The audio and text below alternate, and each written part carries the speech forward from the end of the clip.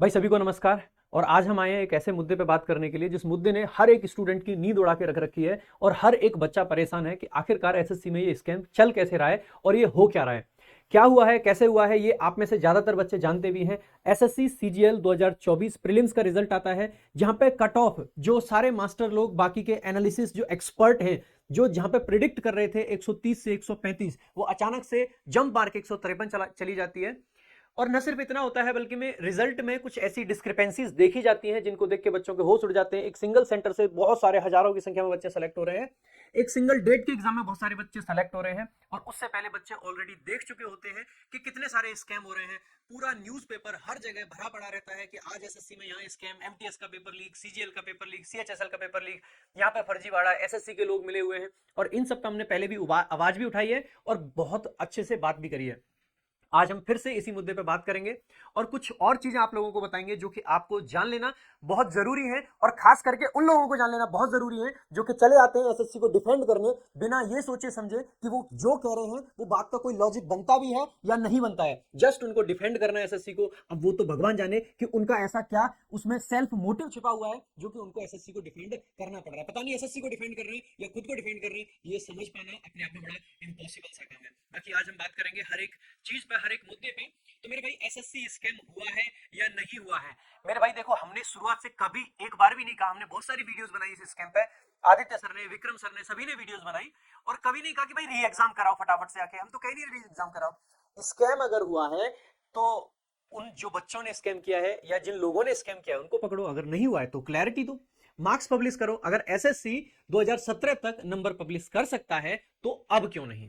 SSC ये क्यों नहीं बता सकता है, जब पेपर हो चुका, सारी चीजें हो चुकी, तो एसएससी ये क्यों नहीं बता सकता है कि ये जो सेलेक्ट हुए लोग, इनका किस किस सेंटर पे पेपर था, जहां से ये तो पता चले कि किस सेंटर से कितने लोग सेलेक्ट हो रहे हैं।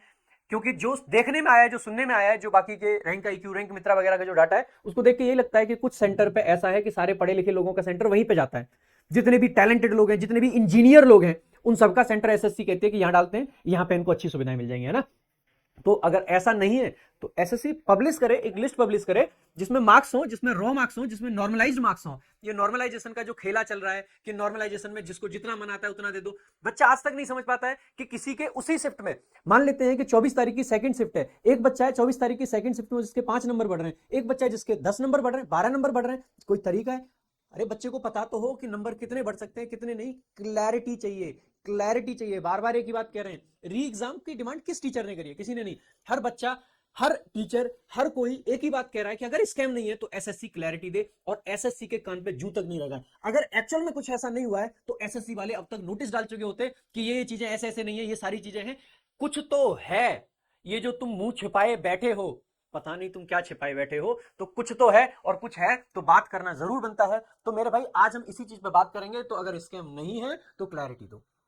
स्टूडेंट्स की मांग की बात करते हैं कि बच्चे क्या मांग रहे हैं और क्या क्लैरिटी एसएससी चाहिए। और न सिर्फ क्लैरिटी चाहिए बल्कि में सुधार चाहिए, और न सिर्फ एसएससी से चाहिए बल्कि में ओवरऑल सिस्टम से चाहिए। इस भारत में जो एग्जाम, जो एजुकेशन का एक स्तर गिरा दिया है ना, उस स्तर में सुधार चाहिए। हर जगह पे सुधार चाहिए। बोर्ड एग्जाम से लेके और आगे तक के जितने भी कॉम्पिटेटिव एग्जाम्स होते हैं, हर जगह पेपर लीक हो रहे हैं। और न सिर्फ पेपर लीक एक समस्या है, जहां पे पेपर कराए जा रहे हैं, वैसे देखा जाएगा सारे नेताओं के, सबके ऐसे आलीशान बंगले हैं, सारी चीजें हैं, आलीशान सेंटर क्यों नहीं हो सकते? क्यों सेंटर पे जाने के बाद में बच्चों की बत्ती बीच में, मतलब लाइट बीच में चली जाती है, जो मॉनिटर रखा हुआ है वो इतना धुंधला है कि बच्चा देखने में उसको चश्मा लगाने की जरूरत पड़ रही है, जिसके चश्मा नॉर्मली नहीं है। क्यों? आखिरकार क्यों? आलीशान बाकी चीजें हो सकती है, नेताओं की सारी चीजें आलीशान हो सकती है, चुनाव के टाइम पे इतनी सारी सिक्योरिटी लगाई जा सकती है, इतनी सारी चीजें हो सकती हैं, तो एग्जाम के टाइम पे क्यों नहीं? आखिर हम क्यों नहीं कहें कि भारत का भविष्य जो कि यही है, जो युवा है, जो आज एग्जाम दे रहा है, जो आज बेरोजगारी झेल रहा है, क्या ये भारत का भविष्य नहीं है? आज अगर युवा जाता है, जिसने पूरे साल नहीं, पूरे 1.5-2 साल जिसने तैयारी करी है, वो एग्जाम सेंटर पर जाता है, बढ़िया तैयारी है, सारी चीजें मान लेते हैं, आपका स्कैम भी नहीं है, उसके बाद में जाके बच्चा के यहाँ पे सिस्टम जो बीच में बंद हो जाता है। सिस्टम बंद होने के बाद में सेंटर वाले कहते हैं कि नहीं नहीं, कुछ बंद नहीं हुआ, आपका पूरा सिस्टम बंद हो गया है, और जब भी दोबारा से शुरू करेंगे तो आपका ना वहीं से टाइम आएगा जहां से आया था। फिर पता चलता है कि 5-7 मिनट लगते हैं, मॉनिटर बदला जाता है, और जब चालू होता है तो पता चला 5-7 मिनट निकल गए। क्यों? क्योंकि वो सिस्टम खराब नहीं हुआ था, सिर्फ मॉनिटर की डिस्प्ले चली गई थी। अब वो फिर कहते हैं कि अब ये तुम्हारे कंट्रोल में नहीं है, जो टाइम बढ़ा दिया जाए। ऐसी ऐसी चीजें बच्चों के साथ में हो रही है, लाइट बीच में चली जा रही है। अरे मतलब मजाक बना रखा है यार। जिस आदमी को, जिस जगह पे आप सेंटर दे रहे हो, वहां पे इलेक्ट्रिसिटी का बैकअप है या नहीं, है कौन चेक करेगा? ऑटोमेटिक जनरेटर्स आज हर जगह चल रहे हैं, इतने बड़े बड़े शॉपिंग मॉल्स हैं, इतने बड़े बड़े कॉम्प्लेक्सेस हैं, हर जगह। आज तक हमने नहीं मॉल में खड़े हो, लाइट चली जाती है अचानक से, रेल मेट्रो चल रही है, सारी चीजें चल रही है जहां पे हर जगह इलेक्ट्रिसिटी की जरूरत है, जब वहां पे प्रॉपर बैकअप हो सकता है, तो सिर्फ बच्चे के साथ में खिलवाड़ क्यों? बच्चे के साथ में खिलवाड़ क्यों हर जगह? क्या क्या दिक्कतें हैं? देखो, ट्रांसपेरेंसी का बहुत बड़ा इशू है और सब लोग बात भी कर रहे हैं, लेकिन सिर्फ ट्रांसपेरेंसी से काम नहीं चल पाएगा मेरे भाई। ट्रांसपेरेंसी आने के बाद में भी बहुत सारे ईमानदार बच्चे रह जाते हैं जो कि सिस्टम का फेलियर है उसकी वजह से रहते हैं, जिसमें उनका कोई दोष नहीं होता, उनकी कोई मतलब उनकी कोई गलती नहीं है एटलीस्ट। ये आपने न्यूज कटिंग्स बहुत सारी देखी होंगी, हर जगह चल रही है, सीजीएल से लेके सीएचएसएल, एमटीएस, नीट, जितने भी आप जिस एग्जाम का आपको नाम याद आएगा, उस एग्जाम को नाम याद आते ही आपको ये जरूर याद आएगा कि यहां पे पेपर लीक के लिए लोगों ने प्रोटेस्ट किया था। आप यूपीएसआई का उठा लो, यूपी पुलिस कांस्टेबल का उठा लो, आप जो बिहार के पेपर हुए हैं उनको उठा लो, हर जगह लीक मिलेगा। इतनी इतनी सारी न्यूज कटिंग आपने हर यूट्यूब चैनल पे हर टीचर की तरफ से देखी होगी। तो मैं बहुत ज्यादा कटिंग दिखाने के लिए आपको नहीं आया हूं, मैं बताने के लिए आया हूं कि आखिरकार क्या क्या और भी दिक्कतें हो सकती हैं। कंप्यूटर सिस्टम्स में सुधार, ये एक ऐसी जरूरत है जिस पर लोग अभी ध्यान नहीं दे रहे हैं। और कुछ लोग तो पता है कैसे ध्यान देते हैं, आएंगे एक शॉर्ट बना देंगे कि कीबोर्ड में दिक्कत है भैया, और फिर पता है आके क्या कहेंगे यूट्यूब पे कि ना हमने तो ऐसी ऐसी आवाज उठाई है, एसएससी को हमने बहुत गरियाया है। अच्छा, और फिर ये और कह देते हैं साथ में, हम तो कहते हैं बढ़िया चीज आपने गरियाया है, तो आप बच्चों के हक की बात करो, अच्छी चीज है, लेकिन ये क्या तरीका है कि कोई और इस पे वीडियो नहीं बनाता? आपको क्या लगता है ये जो वीडियो बनाई गई है, हाँ लेट मी शो यू, ये जो सारी चीजें हमने करी, ये देखना, ये जो वीडियो है एसएससी कर रही है भविष्य के साथ खिलवाड़, इसमें ना एक एक पॉइंट डिस्कस करा है कि कहां कीबोर्ड खराब है, कहां मॉनिटर खराब है, कहां मॉनिटर टूटे हुए हैं, कहां मॉनिटर पे पेन यूं करके चले हुए हैं।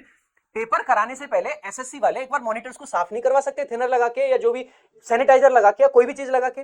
बच्चा जो पिछली शिफ्ट में पेपर देके गया है, वो कॉम्प्रिहेंशन पढ़ने के चक्कर में या क्वेश्चन करने के चक्कर में कोई लाइन बन गई, वहां पे बच्चे को भाग का निशान जो है वो प्लस का दिखाई दे रहा है, माइनस का प्लस का दिखाई दे रहा है। कोई तरीका ही भाई क्वेश्चन कैसे सॉल्व करेगा जिस बच्चे का, जिस एग्जाम में एक एक सेकंड की कीमत होती है, जहां पे स्ट्रेटेजी बताते टाइम पे आप लोग हम खुद कहते हैं कि भाई आपका अगर क्वेश्चन 30 सेकंड के अंदर आप कर पा रहे हो तो आप ट्राई करो कि उस क्वेश्चन को आप 28 सेकंड में कैसे कर पाओगे। वहां 2 सेकंड सबको दिखते हैं, एसएससी की वजह से एसएससी इतनी सारी गड़बड़। पूरे 30 मिनट 47 सेकंड की इस वीडियो में ना मैंने आके डांस नहीं करा है, गाना नहीं गाया है।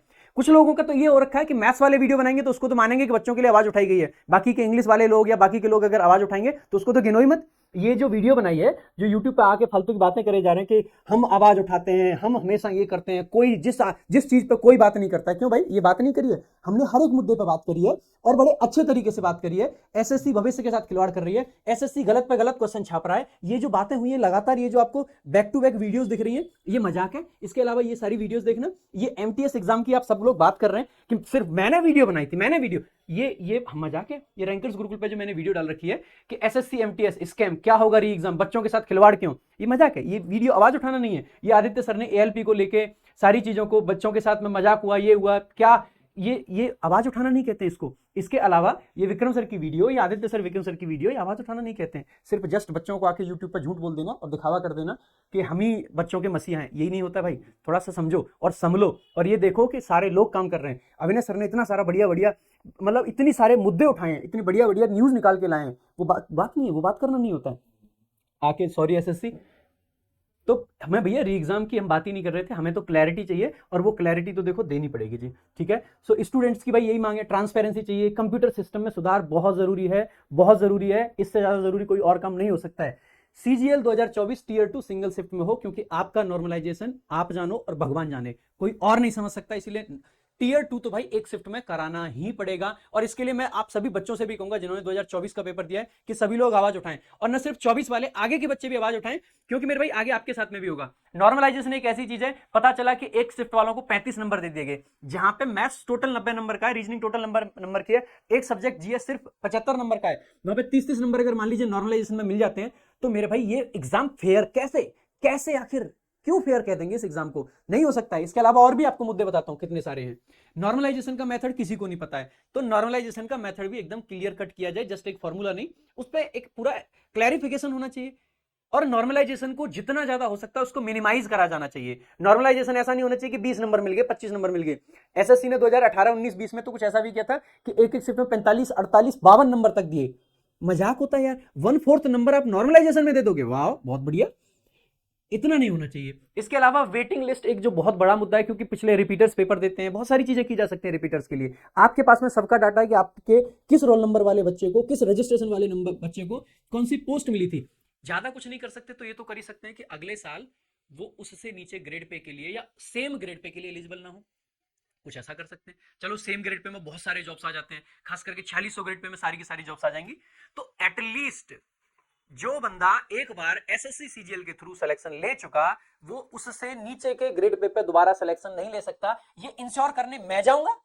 एसएससी आप करोगे, आपके पास डाटा है, आपके पास में सब कुछ है, आप एक नोटिफिकेशन निकालिए।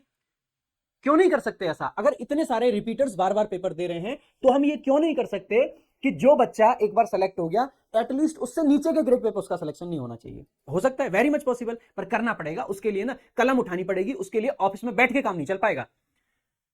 इसके अलावा मेरे भाई इन सब चीजों की ना जो दिक्कत है, समस्याओं की जो जड़ है, पता है क्या है? वो है एसएससी के काम करने का तरीका। और ये जो तरीका है ये क्या है? देखो, इसमें पहला क्वेश्चन आता है आपका लेवल ऑफ क्वेश्चन। ये ना लोग ध्यान नहीं दे रहे हैं, लेकिन एक बात बताना, मैं आपको एक क्वेश्चन दिखाता हूं। ये क्वेश्चन ये है एरर डिटेक्शन का, इसमें लिख रखा है आई आर डांसिंग। ये एसएससी सीजीएल का पेपर है 2024 का। मैंने पुराने क्वेश्चंस नहीं उठाए हैं, मैं नए क्वेश्चंस पे सवाल उठाना चाह रहा हूं आपसे, और आपसे एसएससी डायरेक्ट जवाब मांगना चाह रहा हूं मैं। एक बात बताइएगा, आप किसी को इंस्पेक्टर बनाना चाहते हैं, उससे सिर्फ आपको इंग्लिश में इतनी ही उम्मीद है कि उसको ये पता होना चाहिए कि आई के साथ में आर नहीं एम का प्रयोग किया जाता है? जस्ट यही यही है, इतना ही होना चाहिए। इतनी नॉलेज से काम चल जाएगा क्या? फिर एमटीएस वाले बच्चे के लिए इंग्लिश में क्या पूछोगे?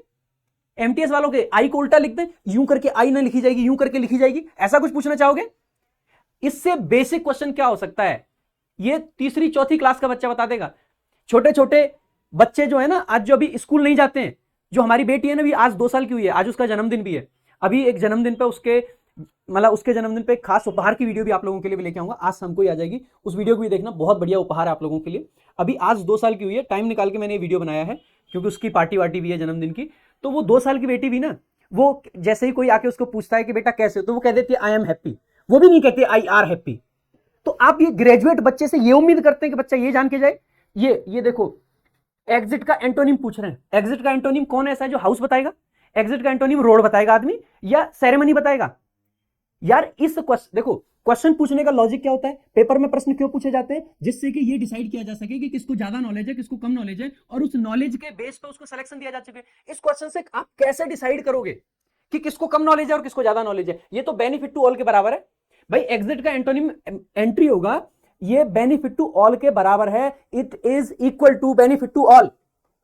ये देखो, हैप्पी का ये सीजीएल का नाम लेवल है, ये एसएससी सीजीएल। हैप्पी का एंटोनिम सैड होगा, अच्छा, जॉयफुल लगाएगा, अपबीट लगाएगा, एक्साइटेड लगाएगा।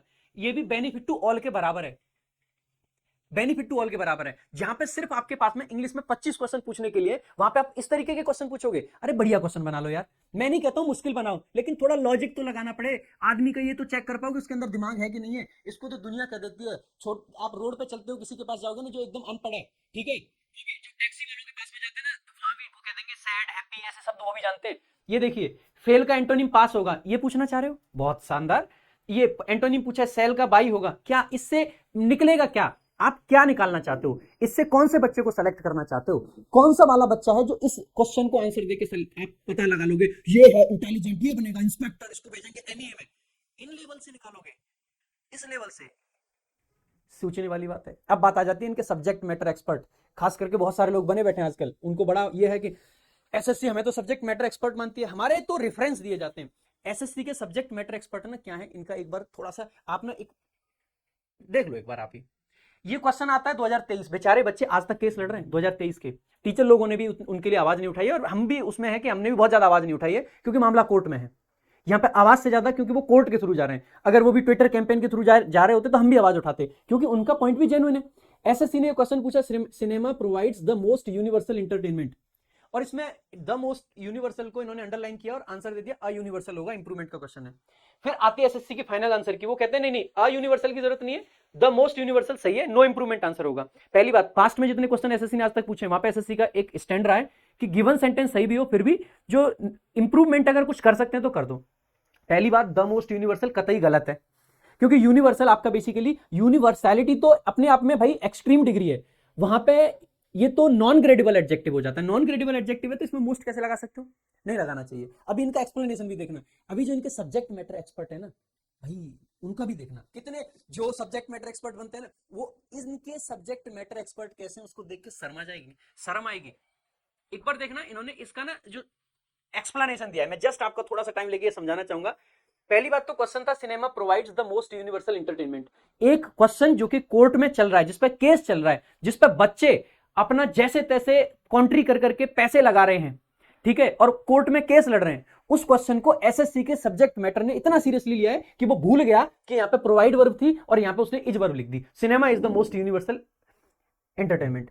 क्यों भाई, क्यों? तुम्हें ये याद नहीं है कि एग्जैक्ट क्वेश्चन को पहले एक्सप्लेन करो? चलो मान लेते हैं कि फिर भी ये जैसे हैं वैसे हैं, ये तो कति वही हैं, ठीक है, चलो मान लेते हैं ये थोड़ी सी गड़बड़ हो गई, नजर की मिस्टेक है। आगे देखना, ये कह रहे हैं कि सब्जेक्ट एंड वर्ब एग्रीमेंट ये कहता है कि सिनेमा जो कि सब्जेक्ट है एग्री करता है सिंगुलर वर्ब इज से। अब देखो इन्होंने इज को जस्टिफाई किया है, हालांकि इनकी वर्ब यहां ठीक है प्रोवाइड्स, क्योंकि वो भी सिंगुलर है।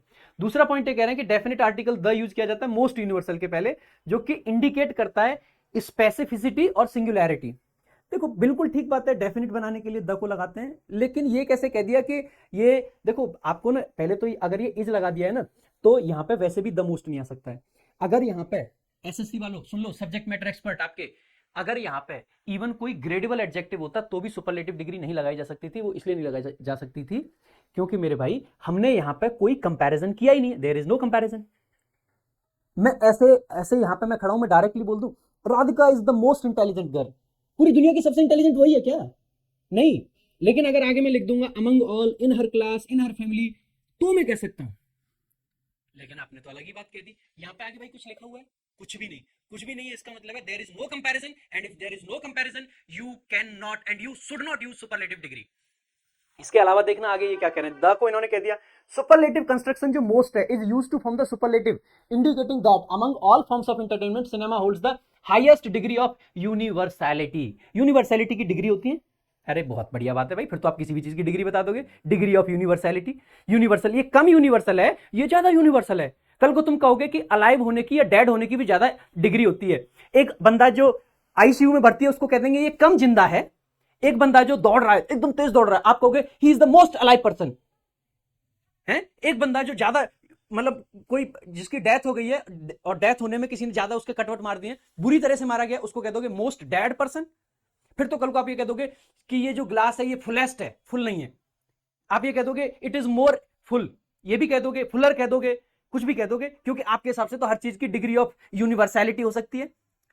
नहीं हो सकती भाई, कैसे कह दोगे डेड है, अलाइव है, यूनिवर्सल है? यूनिवर्सल है मतलब है, यूनिवर्सल का मतलब क्या है? एक बार डिक्शनरी तो खोल के देखो, तब पता चलेगा ना यूनिवर्सल का मीनिंग क्या होता है।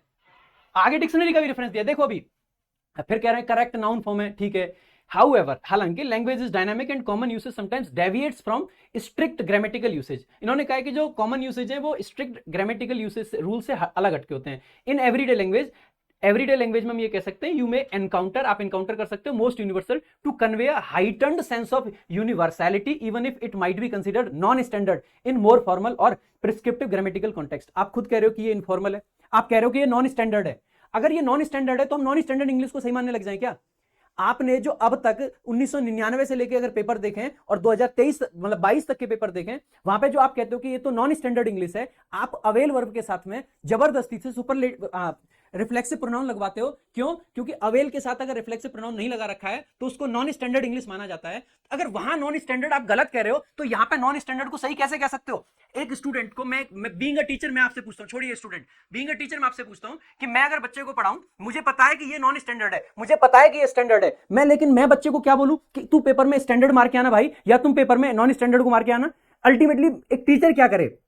कहां है आपके, ये सब्जेक्ट मैटर एक्सपर्ट है, जबरदस्ती से आपने कोई रिजल्ट जारी कर दिया जो कि गलत था, उसको जस्टिफाई करने के लिए आपने एक ऐसा सब्जेक्ट मैटर एक्सपर्ट बिठाया जिसको कुछ आता ही नहीं। अभी देखना, अभी आगे इन्होंने क्या लिख रखा है। ऑक्सफोर्ड की वेबसाइट ये कहती है कि मोस्ट यूनिवर्सल, पूरी ऑक्सफोर्ड की वेबसाइट में अगर कहीं लिख रखा हो कि मोस्ट यूनिवर्सल को अलाउ करते हैं तो बात कर लो यार, और फिर लिख रखा होगा तो नॉन स्टैंडर्ड है। ऑक्सफोर्ड की वेबसाइट तो ये भी कहती है कि अवेल के साथ में बिना उसके काम चल जाएगा। ये लीजिए, लेट मी यार मैं दिखाई देता हूं आप लोगों को, मैं ऐसे थोड़ी बात कर रहा हूं। मैंने भाई ये इतने साल से ना कुछ ऐसे नहीं करा है, पढ़ाया ही है, पढ़ाया है, एनालाइज करा है, एसएससी के एग्जाम को एनालाइज करा है, सब कुछ करा है। ये लीजिए सीजीएल मेंस 2021 का पेपर खोल लेना जिसमें अवेल वर्ब को दे रखा है और अवेल के साथ में डायरेक्ट ऑब्जेक्ट लगा रखा है और उसको गलत माना एसएससी ने। एरर डिटेक्शन के क्वेश्चन की बात कर रहा हूं मैं, और सीजीएल 22 हो गया 21 हो गया, I am not exactly sure about it, ठीक है। तो ये देखिए,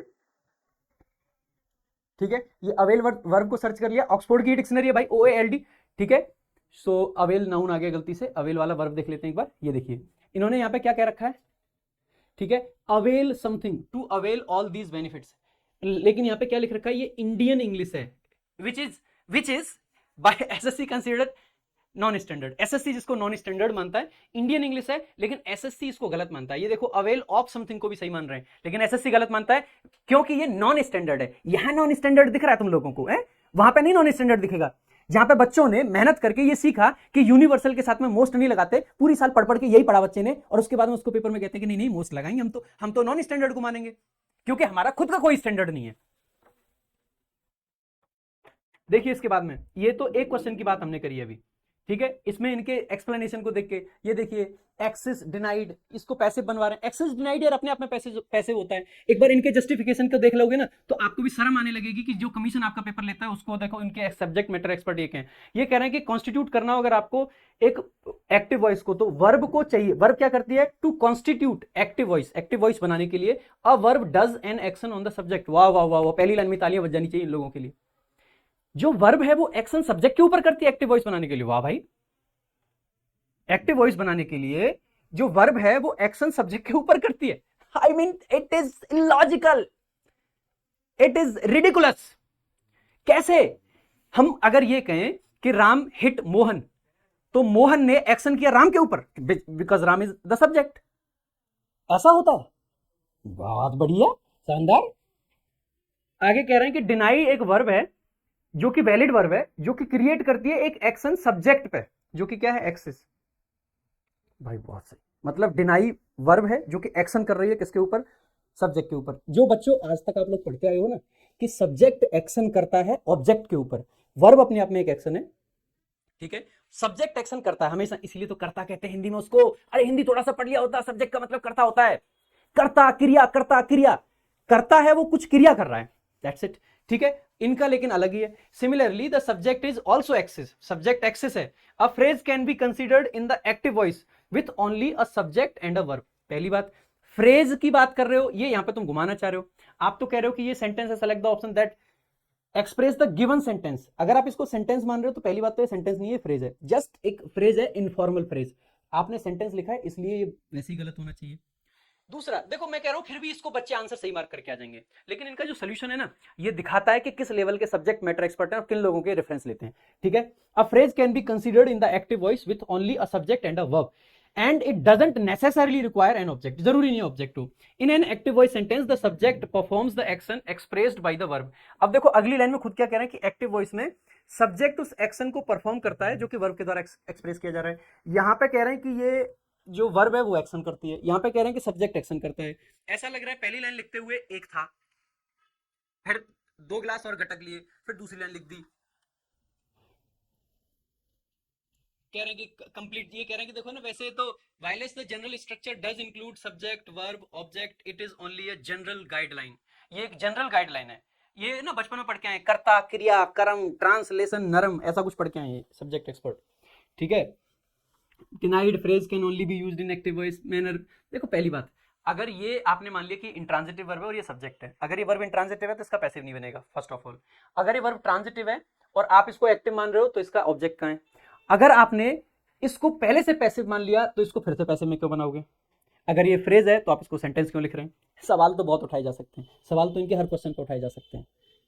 throw a rounder stone to create ripples in the water. Rounder मतलब, पहली बात कंपैरेटिव चलता नहीं, राउंड अपने आप में नॉन ग्रेडेबल एडजेक्टिव है। जितने भी शेप को दिखाने वाले एडजेक्टिव्स होते हैं नॉन ग्रेडेबल होते हैं। फिर भी इनफॉर्मल भाषा में राउंडर चल सकता है, लेकिन वो तब चलता है जब where there is some kind of comparison. कहां है कंपैरिजन भाई, कहां है। राउंडर इनफॉर्मल भाषा में चल जाता है, पता है कब चल जाता है। 2 पत्थर मेरे पास हैं, एक पत्थर ये रहा, एक ये रहा। फिर हम इनफॉर्मल, अगेन मैं कह रहा हूँ इनफॉर्मल भाषा में, स्पोकन इंग्लिश में हम कह देंगे ये ज्यादा गोल लग रहा है, जैसे हिंदी में कह देते हैं ना ज्यादा गोल लग रहा है, तो उसको बोल देंगे। लेकिन ज्यादा गोल, एक सिंगल पत्थर पड़ा है आपके पास, समझना मेरे भाई, आप खुद ही जो बच्चे देख रहे हैं, एक सिंगल पत्थर पड़ा है, उसको देख के आप ये कहें ये तो ज्यादा गोल लग रहा है। बगल में आपका दोस्त खड़ा होगा, गाल पे मारेगा खींच के, नींद से उठ, एसएससी की बातों से बाहर आ। ज्यादा गोल तब लगेगा जब इसके बगल में एक और पत्थर हो। किससे ज्यादा गोल लग रहा है, यहाँ पे किसी दूसरे पत्थर की बात है, यहाँ पे किसी दूसरी सिचुएशन की बात है क्या, यहाँ पे कोई इंप्लाइड मतलब कंपैरिजन आपको दिखता है। नहीं, मतलब नहीं। पहले आंसर सही देते हैं, फिर 2 लगाते हैं, और फिर आंसर कहते हैं कि नहीं नहीं पहले गलती हो गई, अब सही है, फिर गलत कर देते हैं, फिर कोर्ट में केस जाता है।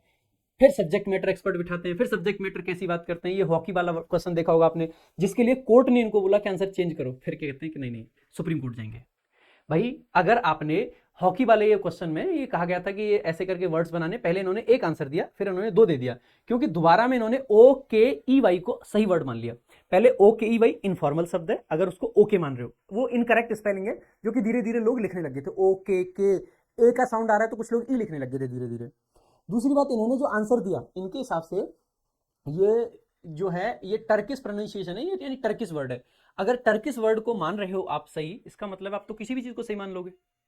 नहीं, कल को हिंदी में, हिंदी भाषा में कोई लिखे, कोई के ओ वाई ई कोई लिख देते हैं लोग, कोई, तो कोई को भी आप एक शब्द मान लो, फिर तीन आंसर दे दो है, कुछ भी दे दो भाई, मजा है, आपके मौज है। ठीक है, अब देखो बहुत सारी बातें कर ली एसएससी पे, अब बात कर लेते थोड़ा सा कि हमें अब क्या करना चाहिए। ये सारी वेबसाइट आपके सामने है, इन सारी वेबसाइट को भाई, ये सबके ईमेल आईडी आपके सामने है, जो रीजनल वेबसाइट्स हैं सब पे मेल लगातार करते रहें। आपके जो भी ग्रीवेंसेस है सबको बताएं, ग्रीवेंसेस सारे के सारे लिखें, जो लिख सकते हैं लिखें, जो प्रूफ है भेजें, जो स्क्रीनशॉट है एसएससी को भेजें, जो कुछ भी आपके पास है भेजें। ये सारी वेबसाइट्स आपके सामने, आप नोट डाउन कर सकते हैं।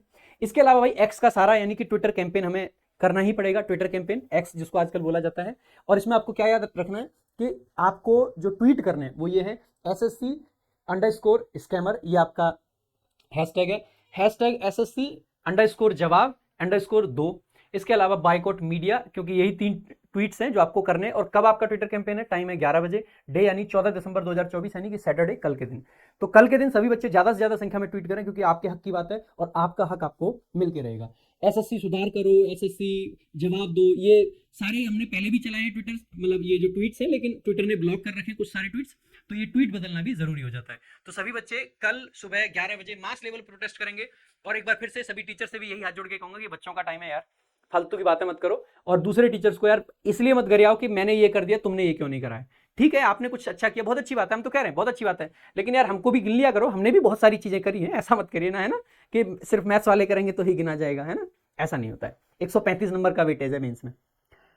बाकी वीडियो को शेयर करें, ज्यादा से ज्यादा बच्चों तक पहुंचाएं। और मेरे भाई ये जो गुस्सा है ये हर एक बच्चे के मन में होना चाहिए। ये जो आग लगी है ना, ये आग बुझनी नहीं चाहिए, इस आग को आपको आगे तक पहुंचाना है और एसएससी में सुधार लाने की बेहद जरूरत है। क्योंकि आज कोई और उस चीज का शिकार हुआ है, हो सकता है कल आप हो सकता है आप परसों फिर दोबारा से हो सकता है फिर दोबारा से हो। इसीलिए जरूरी है कि ये सारी चीजें समय से सुलझ जाएं। और ये ट्वीट फिर से कह देता हूं कि स्क्रीनशॉट ले लीजिए, यही ट्वीट आपको करने हैं, कल सुबह 11 बजे से सभी बच्चे लग जाएंगे। बाकी मेरी बेटी का जन्मदिन है, तो एक स्पेशल वीडियो आप लोगों के लिए और भी बनाएंगे आज हम, जिसमें बहुत सारे कुछ उपहार आप लोगों के लिए लेके आएंगे। बाकी इस वीडियो में अभी के लिए इतना ही। Thank you so much. जय हिंद, जय भारत।